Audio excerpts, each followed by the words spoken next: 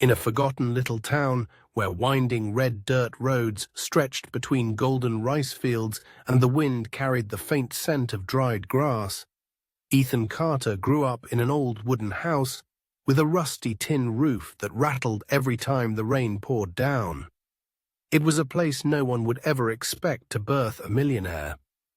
Yet from the earliest days of his life, a fire burned in Ethan's heart, a fire no one in his family could extinguish. It was the flame of a dream of wealth, of fame, of something far greater than the dusty streets he called home. Ethan couldn't pinpoint the exact moment money and glory first danced in his mind. Maybe it was one rainy afternoon when he was 5, curled up by a misty window, watching his father, James, trudge home with slumped shoulders after a grueling day at the lumber mill. His father's hands were rough and calloused, his eyes dulled by exhaustion. Ethan's mother, Mary, sat mending his older brother's torn shirt, letting out a soft sigh as she glanced at the stack of bills piling up on the kitchen table. "All we have is our sweat and our honesty, Ethan," she'd once told him, her voice low but resolute. The Carters weren't born for riches. But Ethan didn't believe her. He was too young to fully grasp the weight of poverty, yet old enough to feel the sting of injustice in every meager meal. Dry bread and watery soup made from leftover scraps. He'd climb up to the attic, where sunlight slipped through cracks to illuminate old books his father had scavenged from the town dump. In those yellowed pages, Ethan discovered stories of greatness, inventors, entrepreneurs, dreamers who dared to reach for the impossible and made it real. Each tale was a spark, igniting a fierce longing inside him. One day, he vowed, he'd escape this dreary town and live in a grand house with a shimmering pool and shady gardens bursting with life. "I'm going to be the richest man in the world," Ethan shouted one night at dinner, his 8-year-old eyes blazing like twin stars in the dark. He gripped a bent spoon, worn from years of use, his voice brimming with unshakable confidence. Laughter erupted around the table, snuffing out his excitement like a candle in the wind. His older brother, Daniel, who'd dropped out of school to work the fields, snorted. "Rich? Who do you think you are, kid? Carters plow dirt, not sit on gold." His father slammed his mug down, his voice rumbling like thunder. "Don't waste your time on foolish dreams, Ethan. Wealth comes from cheating folks, and we don't stoop to that." Those words cut into Ethan like a knife. He bowed his head, small hands clutching the table's edge, but inside a silent rebellion brewed.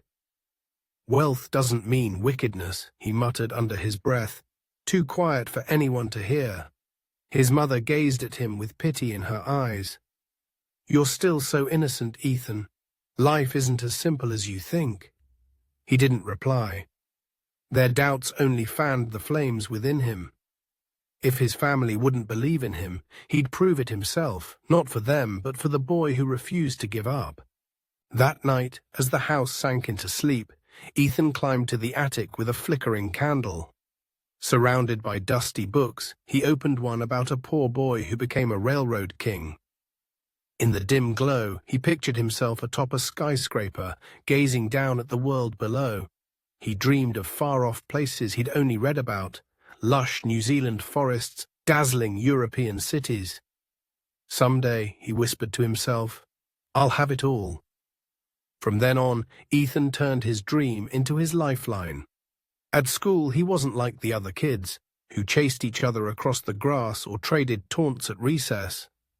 He sat alone in the classroom's corner, nose buried in books, scribbling notes without pause. His teacher praised his brilliance, but his classmates dubbed him the weirdo. "Think you're better than us, huh?" One boy sneered, but Ethan just smiled. He didn't need friends, he needed knowledge, a path out of this suffocating town. His parents began to notice their son's strangeness. By 15, Ethan announced he'd aim for a prestigious university in the capital. His father's eyes widened, his cigarette trembling in his hand. "You serious, boy? Where's the money for that coming from?" His mother clutched her husband's arm, worry creasing her face. "Ethan, are you sure? The capital's no place for folks like us."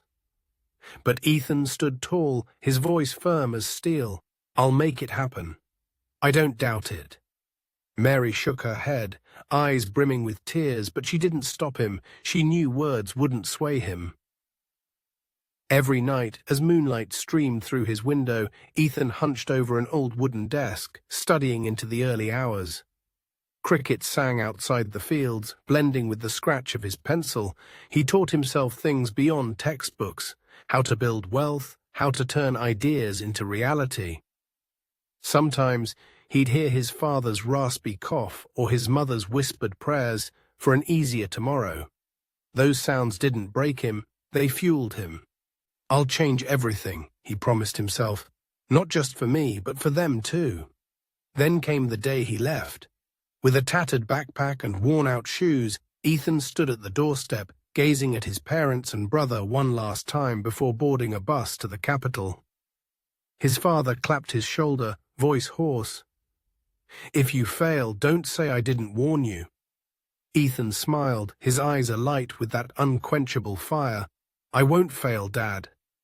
As the bus rolled away, he peered through the window, watching his family fade into the red dust. He knew the road ahead was his alone, him and the undying dream in his heart. When Ethan Carter first stepped into the capital, the city's dazzling lights greeted him like a promise dripping with possibility. Yet they glared with a cold, unspoken challenge. He climbed off the bus with his torn shoes and threadbare backpack, carrying little more than a handful of coins and an acceptance letter from the nation's most prestigious university, a place kids from dusty red road towns like his rarely dared to dream of. The capital was nothing like home. It roared with noise, pulsed with urgency, and towered with skyscrapers Ethan had only glimpsed in books. But fear didn't grip him. In his heart, the fire of his dreams still blazed, and this was where it would roar to life. Ethan entered the university lecture hall with a mix of confidence and nerves. The business technology program he'd enrolled in was a battlefield of brilliant minds. Rich kids in tailored suits, their sleek cars idling outside the gates. Ethan, in his faded shirt and with eyes sharp as steel, stood out like an outsider crashing a private party. But he didn't let it stop him. Every class he claimed the front row, scribbling notes tirelessly, hanging on the professor's every word. While his classmates sipped lattes at upscale cafes, Ethan holed up in the library, poring over thick tomes on coding, startups, and business strategy. "Knowledge is the key," he told himself, "and I'll unlock every door." He didn't just stick to textbooks. Ethan threw himself into every competition, every project he could squeeze into. From all-night hackathons to startup pitch contests, he was there, eyes bloodshot from sleeplessness but glowing with passion. Once his team clinched first place in a coding challenge with a simple idea for an online learning app. The prize? $500, the most money he'd ever held. He sent half to his parents with a note, "I'm making it, don't worry." The rest he saved, not for spending, but for the big thing he'd been dreaming of. Ethan never shied from stepping beyond his comfort zone. When famous entrepreneurs visited the campus to speak, while his peers clapped and forgot, he charged forward to talk. "Sir, how do you turn an idea into $1 million?" he asked a silver-bearded CEO, his voice trembling but fierce. The man laughed, clapped him on the shoulder. "You've got guts, kid. Start small, but think big." Those exchanges didn't just give Ethan wisdom, they opened doors. Some started to notice him, the country boy with potential, slipping him business cards with a quiet, "Call me when you graduate." His parents and brother, during rare phone calls, couldn't hide their shock. "You got a big company asking for you." His father, James, asked, pride tangled with disbelief. "They said I could start right after graduation," Ethan replied, pausing. "But I don't want to work for someone, Dad." On the other end, James sighed. "You're crazy, Ethan. Turning down a chance like that?" But Ethan's mind was set. He hadn't come this far to be an employee. He'd come to be a boss. After 4 relentless years, graduation day arrived. Ethan stood on stage, diploma in hand, but his thoughts were already elsewhere. While his friends signed contracts with corporate giants, he turned down every lucrative offer. He remembered the silver-bearded man's words, "Start small, but think big." So he chose the riskiest path, building his own empire. With less than $2,000 scraped together from contest winnings and a few like-minded friends from college, Ethan dove into a wild venture, an online school teaching coding, web design, and financial management. The early days were a nightmare. Their office was a cheap rented room with peeling walls, wobbly furniture, and a leaky air conditioner humming a mournful tune. Ethan and his team worked non-stop, eyes glued to screens, fingers aching from typing. They lived on instant noodles and cold coffee, crashing on the floor when exhaustion hit. "If this fails, I'll lose everything," Ethan thought one endless night, the glow of his monitor the only light on his face. But he didn't quit. He remembered the hungry days back in his town, his father's words. Carters weren't born for wealth. No, he told himself, I was born to change that. Ethan taught himself more, complex coding, online ads, anything to make it work. He designed courses, debugged code line by line, and wrote their first shaky ad copy. When the platform launched, it flopped. Silence. "Maybe we got it wrong," a teammate groaned, but Ethan shook his head. "Not yet. Be patient." He threw every marketing trick he'd learned into the mix. Social media posts, shaky intro videos shot on an old phone. Slowly, a few signed up. Then dozens, then hundreds. Within a year, Ethan's online school exploded. The idea of learning anywhere, anytime struck a chord with thousands. Enrollment soared, and Ethan Carter started popping up in tech articles. "Young genius from nothing," one headline blared. His father called, voice thick with emotion.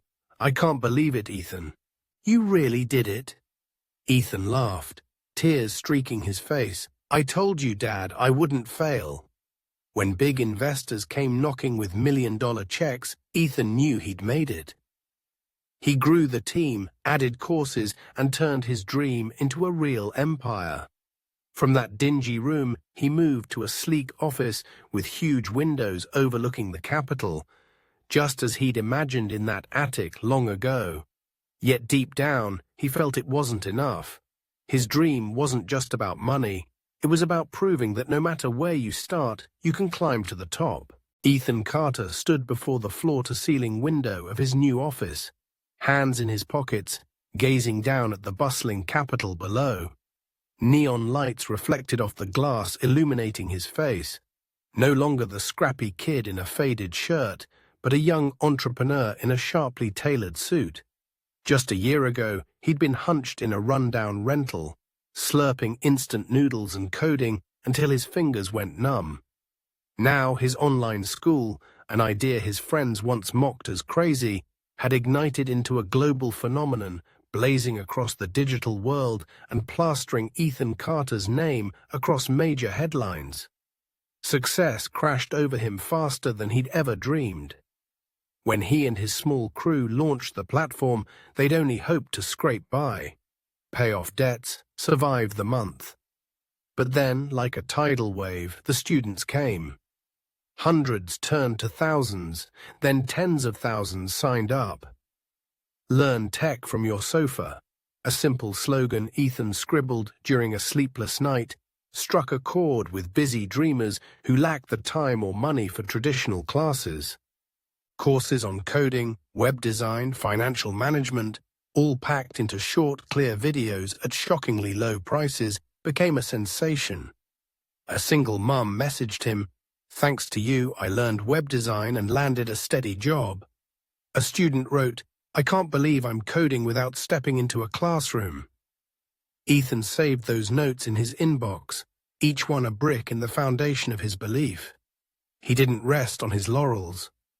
As money poured in, from thousands to tens of thousands a month, Ethan funneled it all back into the platform. He hired more coders, designers, even education experts to polish the courses. Good isn't enough, he told his team during a late-night meeting. Voice hoarse but burning with fire. We have to make it extraordinary. The long nights returned, but gone were the noodles and cold floors. Their new office glowed with light, buzzing with laughter and the clatter of keyboards. A machine that never stopped running. Then the investors arrived. One morning, as Ethan poured a cup of black coffee, his phone rang. Richard Hayes, Horizon Ventures, a deep, warm voice said, "I've heard about your online school. Can we meet this afternoon?" Ethan nearly dropped his mug. Horizon was a titan, a fund that only backed the best of the best. That afternoon, in a sleek restaurant with pristine white tablecloths, Richard, a towering man with eyes sharp as blades, slid a $5 million contract across the table. "You could reshape education," he said, nudging the pen toward Ethan. "Sign it, and we'll take you to the next level." Ethan signed, not for the money, but for the chance to dream bigger. With that capital, he hired top talent from around the globe, a Silicon Valley coder, a Harvard economist. New courses sprang up: AI, blockchain, even soft skills like negotiation and leadership. The platform didn't just dominate locally, it spread across Asia, Europe, and beyond. One day, an email from India hit his inbox. "I got into Google because of your course." Ethan smiled, tears falling silently. This wasn't just success, it was his dream touching millions. The first $1 million felt like a milestone carved in light. Ethan stared at the 7-figure balance on his bank account, glowing like the sun. He called his parents, voice trembling. "Mom, Dad, I did it." "I'm a millionaire." Silence stretched on the line before his father, James, broke into sobs. "I'm sorry, Ethan. I didn't believe in you." His mother, Mary, choked out, "You're my pride." For the first time, Ethan felt their recognition, the thing he'd craved since those candlelit nights in the attic. His fame soared. Tech magazines dubbed him the pioneer of online education. He was invited to speak at massive conferences where sprawling auditoriums thundered with applause as he took the stage. In a sleek black suit, Ethan shared his story, from a poor town to a $1 million peak. Not to brag, but to inspire. "I was a kid with nothing but a dream," he said, voice steady and warm. "If I can do it, so can you." Under the stage lights, he saw eyes spark with hope, faces lift with possibility. He wasn't just building a company, he was crafting a legacy. Yet amid the spotlight, Ethan held on to a piece of his old self. He didn't rush to buy a sports car or a mansion. Instead, he sent money home to fix the old wooden house, bought his parents a new truck so James wouldn't trudge through the rain. "This is just the beginning," he told himself, staring out at the city from his office's top floor. His dream had grown beyond wealth or fame. It was about change, about proving a boy from nowhere could make the world turn its head. After a long conference, Ethan's stomach growled. He left the venue, stepping into the humming streets, and wandered into a cozy little diner near the mall. Warm golden lights glowed inside, the air thick with the scent of fresh coffee. A place he never imagined would alter his life forever. As he pushed the door open, a bell jingled, and from behind the counter, a girl with wide brown eyes and a radiant smile stepped forward to greet him. Her name tag read Sophie Miller. Ethan froze, his heart skipping a beat. He didn't know it yet, but that moment would crack open a new chapter, one of love, secrets, and challenges even a millionaire like him couldn't foresee. After a long day under the blinding lights of a conference stage, the echoes of applause still ringing in his ears, Ethan Carter stepped out into the capital's streets. The chill of the late afternoon and the blaring horns snapped him back to reality.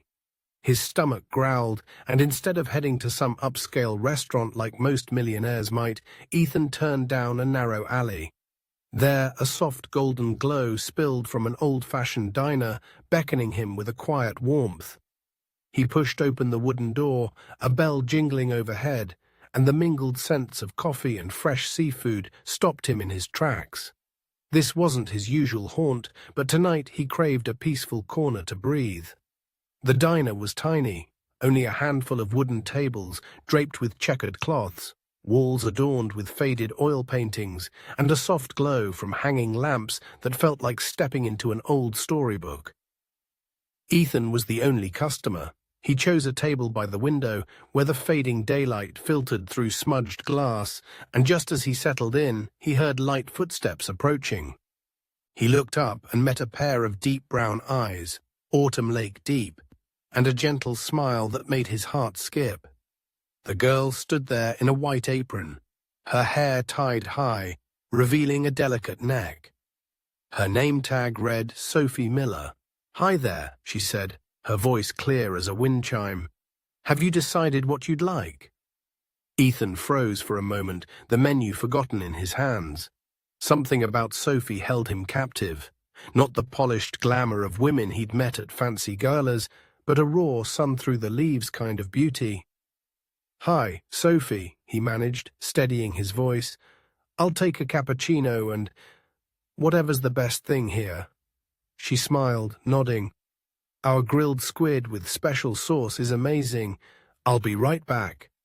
As she turned away, Ethan caught a faint whiff of jasmine trailing behind her, and he couldn't help but watch her go. 10 minutes later, Sophie returned with the tray. She set down a steaming cappuccino and a plate of fragrant squid, and Ethan thanked her with a smile. He ate slowly, savoring the flavors, but his eyes kept drifting to the counter where Sophie stood. A small book in her hands. The golden light bathed her face, highlighting the focus in her expression as she turned the pages. Ethan's curiosity flared, a waitress reading on the job. When he finished, Sophie approached again. "How was it?" she asked softly. "Delicious," he said. "Thanks." "Oh, could you bring the bill?" She returned with a small tray, and as she set it down, Ethan seized the moment. "What are you reading? You looked really into it." Sophie hesitated, her cheeks flushing pink. "Oh, it's a travel book," she said after a beat. "The author writes about his journeys to far-off places, ones I've never seen." Ethan raised an eyebrow, drawn in. "That's cool. Do you like to travel?" Her eyes lit up as she nodded. "I dream of going to Iceland someday. My dad used to tell me about its ice fields and the northern lights, like another world." Her voice dipped, a flicker of sadness crossing her face. Ethan noticed, but didn't pry.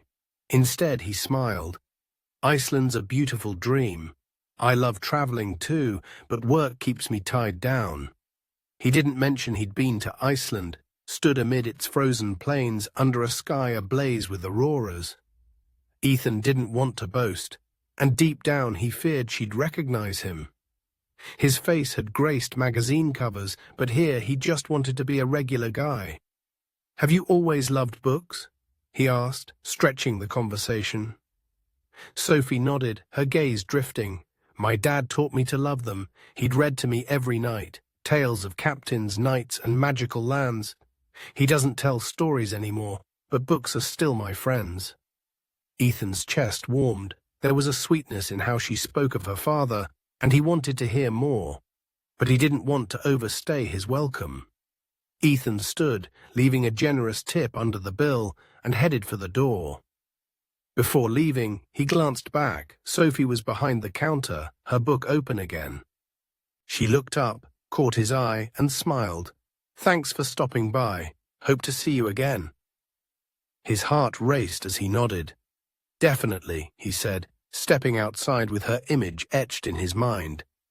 That night, sprawled across his wide bed in a luxurious apartment, Ethan couldn't sleep.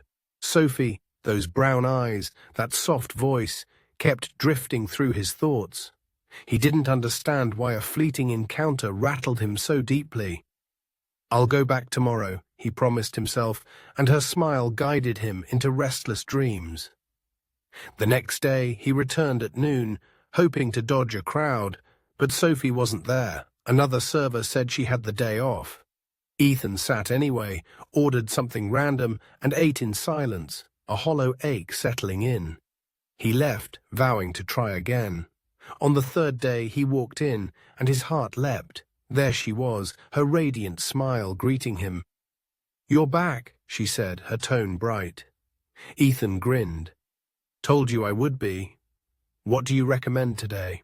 Sophie tilted her head, thinking, "Try the spinach quiche. It pairs great with cappuccino." He nodded. "I trust you."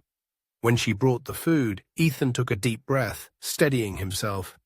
"Did you finish that travel book?" he asked. Her eyes sparkled as she nodded. "Yeah. Now I'm reading about South Africa, vast plains and elephant herds."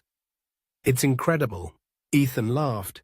"You know, they ride horses across the grasslands there. Ever thought of exploring it yourself?" She hesitated, then said, "I have, but it'll take time to make that dream real." Ethan nodded, leaving it there, but inside he'd made up his mind. He wanted to know her, not just through books, but through her own story. Ethan Carter couldn't shake Sophie Miller from his mind after that first meeting at the little diner. Her gentle smile, those deep brown eyes, and the way she spoke of far-off dreams slipped into his thoughts like a melody he couldn't unhear. The next day, as the afternoon sun faded over the capital's streets, Ethan found himself heading back to the diner. This time, it wasn't just hunger driving him, it was Sophie. He pushed open the door, the familiar jingle of the bell ringing out, and Sophie looked up from the counter, her eyes lighting up as she recognized him. "You're back," she said, her voice warm with a hint of surprise. Ethan grinned, trying to mask his racing pulse. "Couldn't miss out on that spinach quiche," he quipped, though they both knew that wasn't the real reason. From then on, the cozy diner became their unspoken meeting place. Ethan returned more often, always claiming the table by the window, and Sophie seemed to time her steps just right, arriving with a steaming cappuccino and a new dish for him to try. Their brief exchanges stretched into longer conversations. They talked about books. Sophie shared her love for adventure novels, while Ethan revealed how business books had shaped his life. They spoke of travel. Sophie dreaming of Iceland, Ethan recounting trips he'd taken without hinting at who he really was. He loved how she listened, her eyes sparkling after every story, and he adored her laugh. A mix of innocence and mystery, as if she were hiding a piece of her soul. One quiet afternoon, with the diner empty, Ethan gathered his courage. "Sophie, if you're free this weekend, I'd love to take you somewhere. A spot with fresh air, away from the city smog." She hesitated, her cheeks flushing, then nodded. "I'd like that. It's been ages since I've been out among trees." Ethan's smile widened, a weight lifting off his chest. "Leave it to me. You'll love it, I promise." That weekend, they met at the entrance to the city's central park, a pocket of forest amid the urban sprawl, with tree-lined paths, chirping birds, and a shimmering lake at its heart. Sophie arrived in a simple pale green dress, her hair loose and flowing, looking like a spring breeze among the leaves. Ethan, in a white shirt and jeans, waited with a beaming smile. They strolled side by side, unhurried, letting the rustle of leaves and the scent of fresh grass guide them. "I love this place," Sophie said, gazing at swans gliding across the lake. "It reminds me of home, running through fields as a kid." Ethan tilted his head, curious. "Where's home for you?" She smiled faintly, a shadow crossing her eyes. "Somewhere far away. Just a memory now." They settled on a wooden bench by the lake, and their conversation flowed like the water before them. Sophie shared glimpses of her childhood, days her father taught her to plant flowers, nights he read to her by lamplight. Ethan spoke of his small town, the attic books that sparked his big dreams.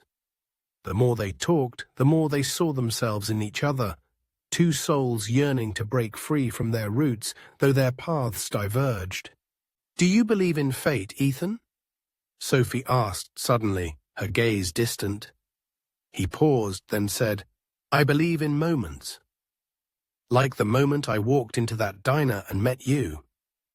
Her face flushed, and she turned away, but her smile betrayed her. After the park, Ethan wanted to do something extraordinary. He scoured the internet, asked friends, and settled on Silver Screen, a vintage cinema straight out of the 1950s, with old movie posters and red velvet seats.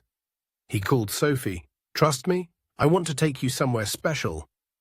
Her laugh crackled through the phone. "I trust you. Don't spoil it. I love surprises." That night, he picked her up after her shift. When Sophie stepped out of the diner, Ethan barely recognized her. She wore a silver dress that shimmered softly, her hair gently curled, star-shaped earrings peeking through. "You look stunning," he blurted, composure slipping. She blushed, smiling. "Thanks. So where are we going?" At Silver Screen, Sophie's eyes widened in awe. The theater was a time machine, neon lights flickering, black and white tiled floors, the air thick with popcorn. Ethan had booked tickets for a classic black and white romance, and as the lights dimmed, he slipped his hand into hers. Sophie didn't pull away. She smiled in the dark, her fingers lacing with his. The film spun a tale of love defying all odds, and when the lights rose, Ethan saw tears glistening in her eyes. "It was beautiful," she whispered. "I thought so too," he replied, his gaze locked on her. Afterward, they wandered the theater, exploring nooks with vintage posters and faded star photos. Sophie paused at one, gasping. She saw herself, a black and white version styled like a 1950s starlet. "How?" She turned to Ethan, stunned. He grinned, sheepish. "I had the theater make it from your social media pic. Just a little gift." She laughed, then surprised him with a quick kiss on the cheek. "You're incredible," she said, and Ethan felt his heart melt. From then on, they saw each other more. Nights under streetlights, short trips around the city, hours of endless talk. Ethan realized Sophie wasn't just someone he liked. She was sharp, soulful, with a pull he couldn't resist. One night, standing by a railing overlooking a river aglow with city lights, he took her hand, voice low and warm. "Sophie, I want to see you more, really see you. What do you think?" She met his eyes, stars dancing in hers. "I'd like that too, Ethan." They smiled, and beneath the moonlight, he knew this feeling had grown beyond anything he'd ever imagined. Ethan Carter never imagined love could sweep in so fast, so fiercely. Sophie Miller wasn't just a girl he'd met at a small diner. She'd become the light piercing through his hectic days, the one who drew genuine laughter from him amid million-dollar pressures. Every moment with her, under streetlights or by the glimmering river, solidified one truth in his heart. He wanted Sophie forever. That thought grew from a faint spark into an unstoppable flame. One evening, as they stood by the park railing, watching the moonlight shatter across the water, Ethan took her hand, his voice trembling slightly. "Sophie, you've changed my life. I don't want us to just be dates. I want more." She gazed at him, her brown eyes shimmering, and whispered, "I do too, Ethan." In that moment, he knew it was time to turn love into a vow. Ethan began plotting a proposal, not an ordinary one, but a memory Sophie would carry forever. He wanted it extraordinary, romantic, tied to her dreams. She'd told him of Iceland's ice fields and northern lights, but also her love for flight, the freedom of the sky. An idea struck, a hot air balloon ride, where he'd ask her beneath a sunset, adrift among the clouds. The thought sent his heart pounding, as if he stood atop a mountain, ready to leap into the unknown. Fall or fly, he couldn't tell. He prepared in secret. First, the ring. Ethan visited a tucked-away jeweler in the city's heart, where an old craftsman with trembling, skilled hands worked amid glittering gems. "I need something unique," Ethan said, eyes alight. "A heart-shaped blue stone, like the sky, for the person I love most." The craftsman nodded, promising it in days. Ethan left, buzzing like a kid awaiting Christmas. Next, he booked a hot air balloon company, choosing the Central Park, where they'd once walked, as the launch spot. "Sunset," he insisted, voice firm. "Make it perfect." When the ring was ready, Ethan picked it up. Under the shop's lights, the blue gem gleamed in its red velvet box, a stolen piece of sky. He clutched it, picturing Sophie wearing it, his heart swelling with joy and nerves. Will she say yes? He wondered, though deep down he trusted their love. The night before, sleep eluded him.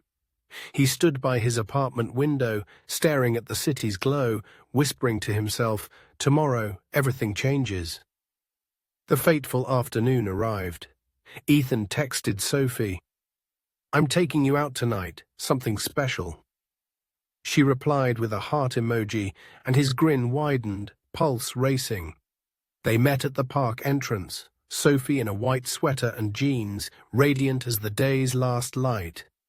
Ethan led her through tree-shaded paths, masking his jitters with calm. At a clearing, a towering red balloon awaited, its small flame crackling below. Sophie's eyes widened, a laugh escaping. "Ethan, seriously, we're flying." He nodded, taking her hand. "Come on, I want you to see something." They climbed into the wicker basket, and as the balloon lifted off, Sophie gripped the rail, her eyes gleaming like a child's.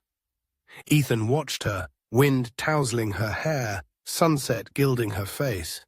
The city shrank beneath them, skyscrapers reduced to twinkling dots. "It's breathtaking," she murmured, turning to him. "Thank you, Ethan. This is the best gift."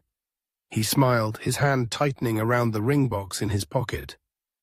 When the balloon reached its peak, floating amid fluffy white clouds, Ethan took a deep breath and faced her. "Sophie," he began, voice quaking, "I never thought I'd find someone like you. You're my light, a dream I didn't dare dream. Every day with you makes me happier than any success I've chased." Her eyes widened, sensing what was coming. Ethan dropped to one knee on the basket's floor, opening the box. The blue stone sparkled like a star against the sky. "Sophie Miller, will you marry me?" Time halted. The wind stilled, the flame hushed, and the world shrank to just them. Sophie's hand flew to her mouth, tears streaming down her cheeks. "Ethan," she whispered, voice breaking. "Yes, I will. I love you." Ethan laughed, tears spilling as he slid the ring onto her finger, hands shaking so much he nearly dropped it into the clouds. They fell into a tight embrace, high above the earth, as if the universe itself witnessed their promise. "I'll make you happy," he murmured into her ear.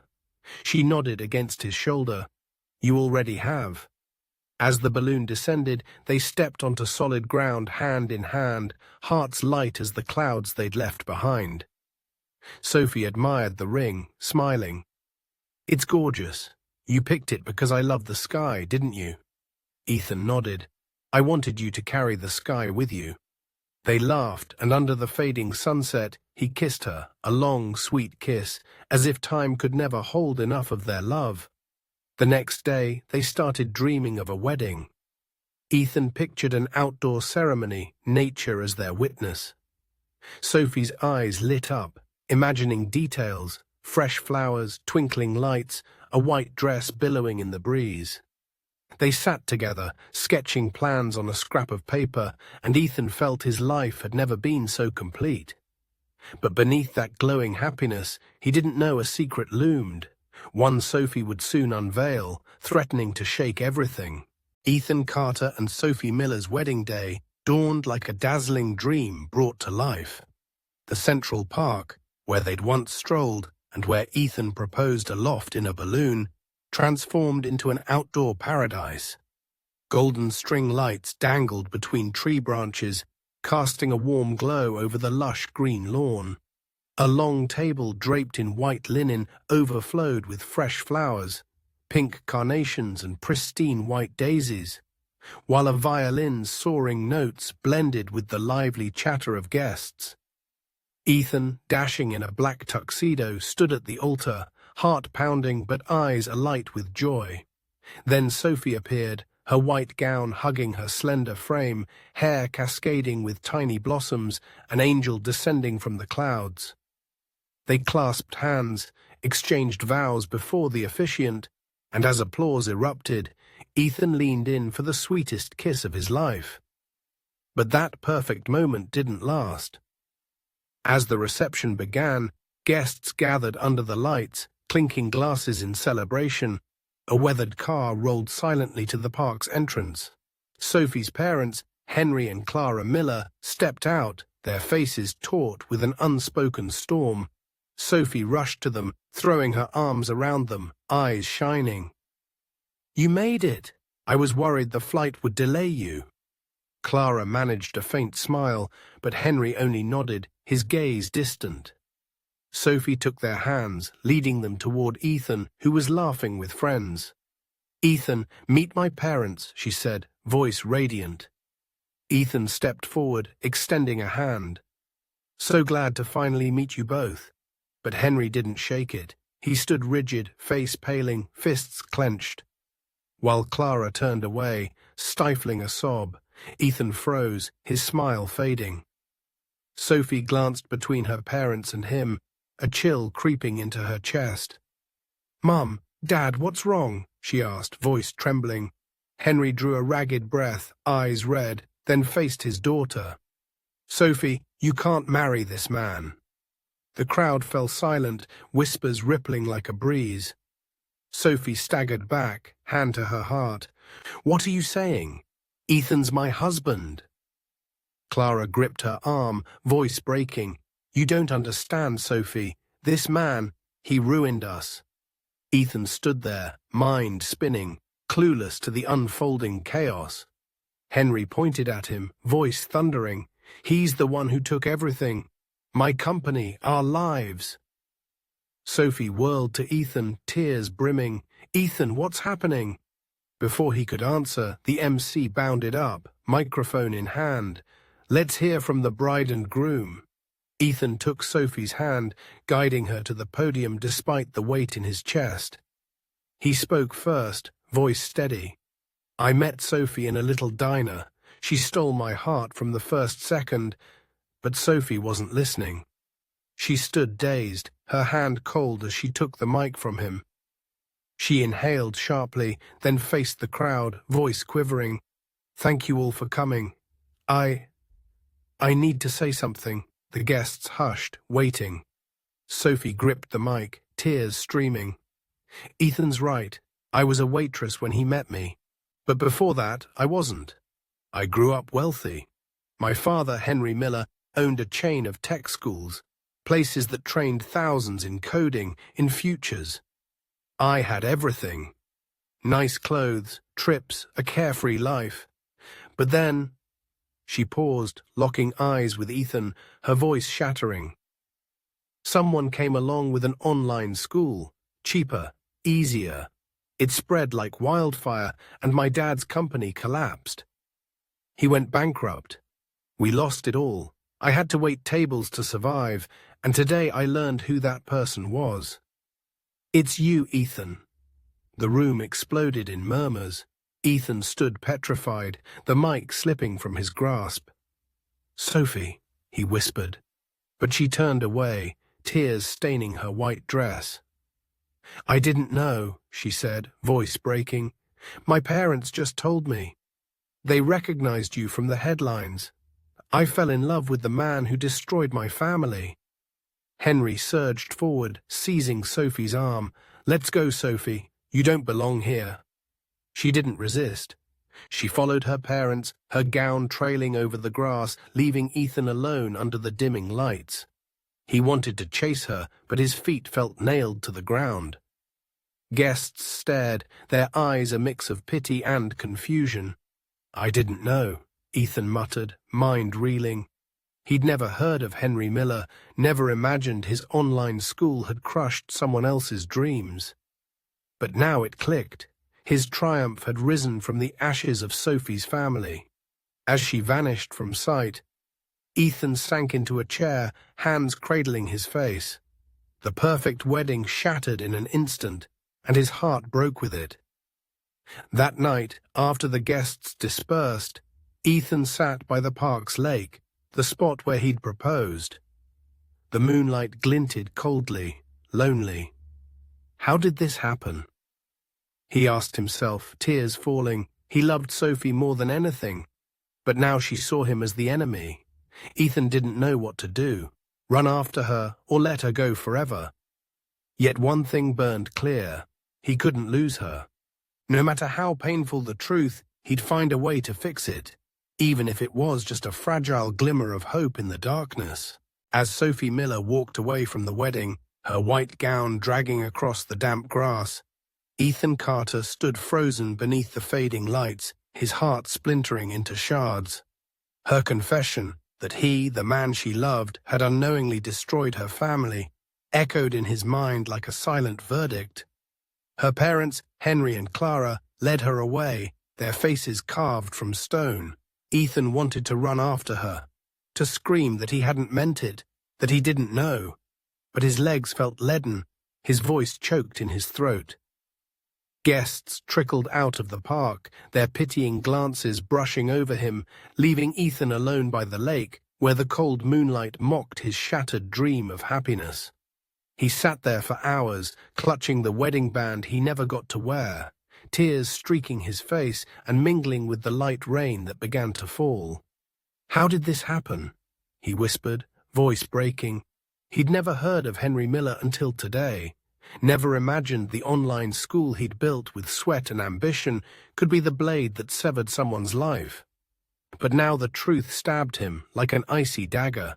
His success had plunged Sophie's family into darkness, and she, the woman he loved above all, saw him as the enemy.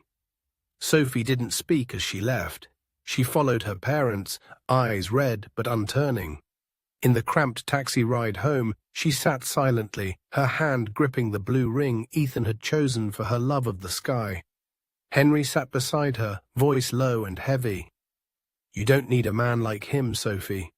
We'll get through this, like before." Clara clasped her hand, whispering, "I'm sorry you got caught in this." Sophie didn't reply. Her mind churned, memories of Ethan's smile, their riverside nights, his proposal above the clouds, clashing with images of her father crumbling as his company failed, and her, once a girl draped in luxury, donning an apron to survive. "He didn't know," she murmured, but the ache in her chest wouldn't ease. She needed time to understand, to forgive, or to forget.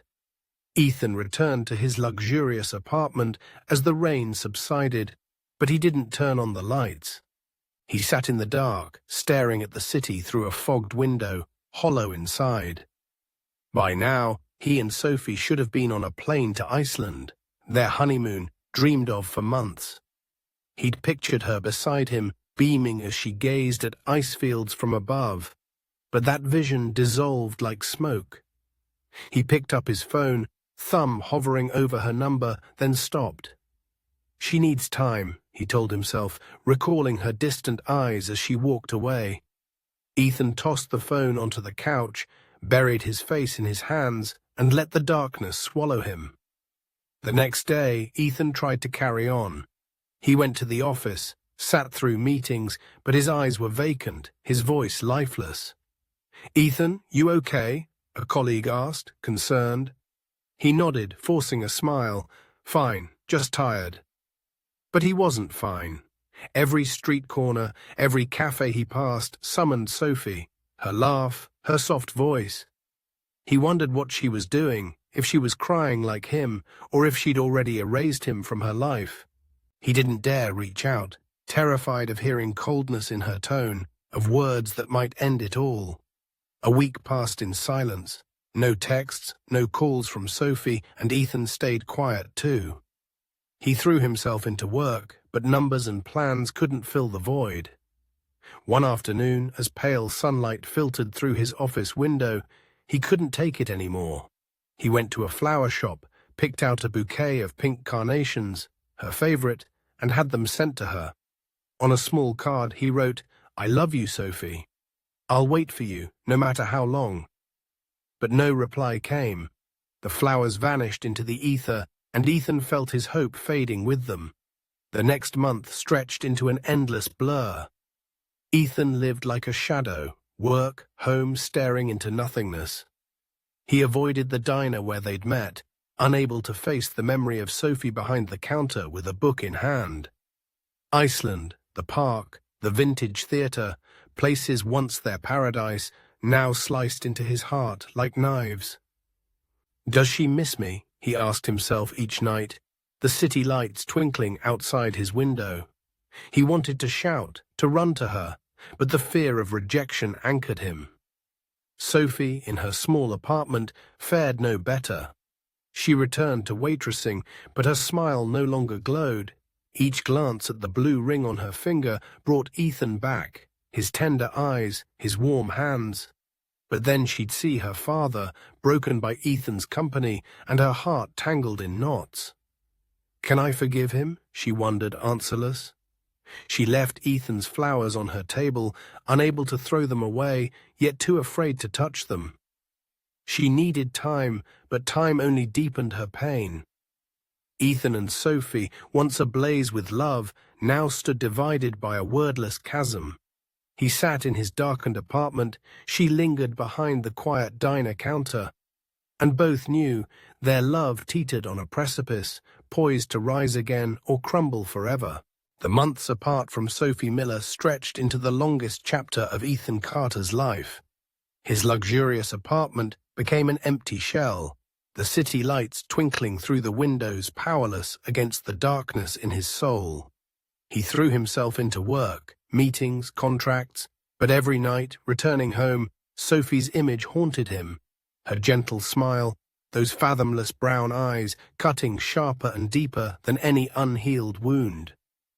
He'd sent her pink carnations, promising to wait, but silence answered. Ethan began to fear their love had died, a flame snuffed out by the cold gust of truth.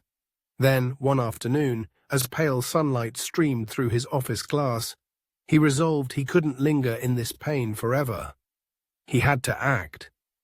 Ethan stepped outside, his polished shoes crunching fallen leaves along the Central Park's paths, where they'd walked, where he'd proposed in a balloon. He didn't know what he sought, only that he needed to feel a whisper of those lost days. Reaching the wooden bench by the lake, where they'd watched swans glide, he stopped short. Sophie sat there, in a grey sweater, hair fluttering in the breeze, her gaze lost in the shimmering water. His heart thundered, threatening to burst. "Sophie," he called softly, voice trembling. She startled, looking up, eyes wide, and for a moment time held its breath. "Ethan," she whispered, her voice faltering, tears glinting at the edges. I didn't expect you here." Ethan hesitated. "Can I sit?" She nodded, and he settled beside her, not too close but near enough to feel her breath. Silence wrapped them, filled only by the wind and water's murmur. Then Sophie broke it. "I miss you, Ethan. Every day." He turned, surprise and hope surging. "Me too, Sophie. I can't live without you." She bowed her head, fingers tightening around the blue ring he'd given her amid the clouds. "But my family." Her voice caught. "I don't know how to forget what you accidentally did." Ethan took her hand, gentle yet firm. "I didn't know about your dad, Sophie. I swear, if I had, I'd have done things differently. But I can't lose you over a past I can't undo." She met his gaze, tears spilling. "I believe you didn't mean it, but I need time to forgive, you and myself." Ethan nodded, pain twisting inside, but a flicker of hope glowed. "Can we start over?" he asked, voice urgent. Sophie offered a faint smile. I want to try, Ethan, because I still love you. They embraced, clinging as if to erase every inch of distance. Sophie's tears soaked his shirt, and Ethan felt his heart stir back to life after months of numbness. But he knew rebuilding their love meant facing the past, not just with Sophie, but with her father. He asked for Henry's number, then said, I need to meet your dad. I have to talk to him. Sophie hesitated, then nodded. Okay, but be careful. He hasn't let go. That weekend, they boarded a train to the small town where her parents lived. It rolled past fields of sunflowers, blazing gold under the sun, and Ethan held Sophie's hand, a strange peace settling over him. She rested her head on his shoulder, whispering, Thank you for not giving up. At the station, Henry and Clara waited, their eyes still icy as they fixed on Ethan. But he didn't flinch. He approached, bowing slightly. I'm sorry for coming late. I'd like to talk. They went to the miller's old wooden house, its paint weathered by time. After a lunch of Clara's home-cooked dishes, Sophie and her mother retreated to the kitchen for tea, leaving Ethan and Henry in the living room. Ethan took a deep breath. I know what I did hurt your family. My online school competed with yours, and I had no idea it cost you everything. I didn't mean it, but I'm accountable. I love Sophie, and I want to make things right. Not just to atone, but to prove I'm worthy of her. Henry sat silent, his gaze piercing. Then he rose, strode to the garden, and beckoned Ethan to follow. At a stone table beneath an oak, he sat, voice low. You don't know how we suffered. I lost my company, my home, my pride, but I see you truly love her. If you promise not to hurt her, I'll forgive you. Ethan nodded, extending his hand. I promise, sir, I'll spend my life protecting her. Henry shook it, a faint smile breaking through. Then we're good. Back inside, Sophie rushed to Ethan, eyes alight. Is everything okay? He smiled, kissing her forehead. It's okay, my love.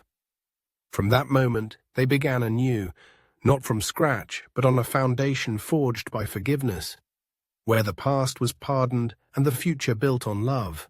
After that afternoon beneath the oak tree, where Ethan Carter and Henry Miller clasped hands in quiet forgiveness, a new door swung open for Ethan and Sophie's love. The Millers' weathered wooden house, though faded by time, now glowed with a warmth it hadn't known in years. As the last sunlight streamed through the window, Sophie wrapped her arms around Ethan, whispering, Thank you for not giving up. He smiled, kissing her forehead, feeling his heart beat steady for the first time since their months of heartbreak. Hand in hand, they left that small town, leaving behind the scars of the past and carrying forward a radiant hope for the future. Back in the capital, Ethan and Sophie didn't rush into another wedding. Instead, they chose to slow down, savoring every moment together as if to reclaim the time they'd lost. They strolled under streetlights, fingers intertwined, letting the hum of traffic and night breeze backdrop their endless conversations. Sophie returned to the little diner, but now her smile shone brighter, like spring sunlight filtering through leaves. Ethan still ran his online school, but he carved out more time for her, nights by the river, short trips to the countryside where they'd lie on the grass, gazing at the stars. One evening, as the sunset painted the city gold, Ethan led Sophie to his apartment's rooftop. Before them stood a small table draped in white, 2 glasses of red wine gleaming, and a bouquet of pink carnations at its center. I've wanted to do this for a while, Ethan said, eyes alight. We've overcome everything. Truth, pain, distance. I want to build a future with you, not just for us, but for others too. Sophie tilted her head, curious. What do you mean? He grinned, taking her hand. I want to start a scholarship fund for kids who can't afford to learn, like I dreamed as a boy. And I want you with me on this. Sophie's eyes widened, then she laughed, tears glistening. Ethan, you're amazing. Yes, Not just for the scholarships, but because I want to be with you in everything you do." They clinked glasses, the city lights below winking up at them. And he kissed her, a long, sweet kiss, a promise unspoken. The Skyline Scholarship Fund was born soon after, inspired by the blue ring Ethan gave Sophie, a symbol of the sky and dreams. Together, they handpicked talented kids from poor backgrounds, and each thank you letter from a child made Sophie hug Ethan, whispering, "This is the most meaningful thing we've ever done." Their life wasn't always perfect. Some days, Ethan drowned in work, Sophie dragged after shifts, and they bickered over trivialities. Who forgot to turn off the lights? Who spilled coffee on the table? But after every spat, they'd find each other, collapsing onto the sofa, holding hands and laughing it off. "We're stronger than what tried to break us," Sophie once said, and Ethan nodded, knowing she was right. Their love, forged through fire, now stood solid as stone. One winter night, as snowflakes danced outside the window, Ethan knelt before Sophie in their cozy apartment. No balloon, no sunset, just the soft glow of lamps and the crackle of the fireplace. "Sophie Miller," he said, voice warm and steady, "I asked you once above the clouds, but now I'm asking on the ground, where we've faced it all. Will you still be my wife?" She laughed, tears streaming. "Ethan, I'd say yes 1,000 times over." They embraced, and this time, no secret could tear them apart. Their second wedding was quiet, shared only with family and close friends. No dazzling park, no golden lights, just a small lakeside house where they exchanged rings and vows under winter sunlight. Henry, now reconciled with Ethan, clapped his shoulder. "You're a good son-in-law, Ethan. I trust you." Clara hugged Sophie, whispering, "You chose well, my love." As the modest celebration ended, Ethan and Sophie stood by the lake, hand in hand, watching the moon ripple on the water. "We did it," Sophie said, leaning into him. "Yeah, we did," Ethan replied, kissing her hair. From then on, they lived simply but fully. Skyline grew, lifting hundreds of kids toward their dreams, and Ethan and Sophie became a symbol of love conquering trials. Each day was a gift, from morning coffee in the kitchen to nights listening to rain on the porch. They knew the past couldn't be erased, but their love was strong enough to write a future more beautiful than any story.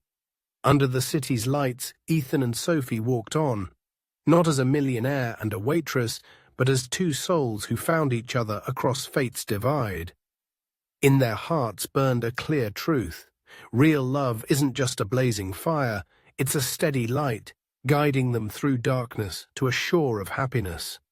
And that, folks, is the end of Ethan and Sophie's tale. What a journey it's been, full of twists from million-dollar dreams to a love that triumphed over every challenge. What do you think of this ending? Do you believe love can truly heal all wounds like it did for them? Drop your thoughts in the comments. I'd love to hear from you. Has anyone out there lived through a love story this dramatic? Or what kind of tales do you want me to tell next? Let me know below. If you've loved Ethan and Sophie's journey, hit that like button to support me. Every like fuels me to keep creating. And if you haven't subscribed yet, smash that red button below so you don't miss more emotional stories on this channel. Ring the bell too for new episode alerts. Thanks for joining me through every minute of this saga. You're the inspiration behind these tales. See you in the next video, and leave me a nice long comment to read, okay? Bye for now, and have an awesome day.